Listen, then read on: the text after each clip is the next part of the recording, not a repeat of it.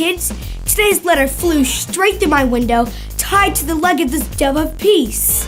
Okay, kitten, it actually showed up by email, but the bird thing would have been way cooler. Anyhow, it's from Ava in California, which means she could have sent the letter by California Condor.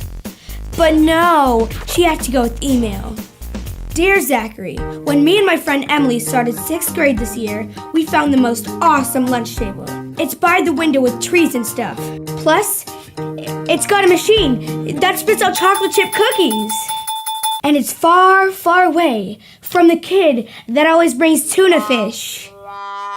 We always let other kids sit with us, but everyone knows me and Emily get to sit there. Until yesterday, this new girl Jordan was sitting right by the window. When we tried to sit down, she spread out all her stuff to claim the whole table. Emily whispered we should report her to the lunchroom monitor.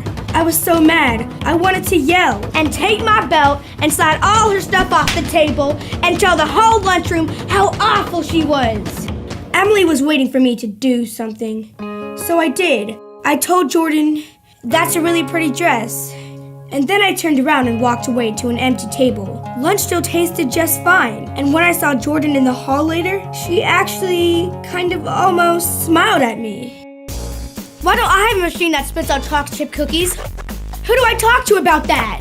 Anyhow, Ava showed some serious spine when she walked away instead of defending her own lunch table. That shows peace isn't just for the birds. In fact, peace is proving you care more about each other than winning an argument. So peace is in, and I'm peace out.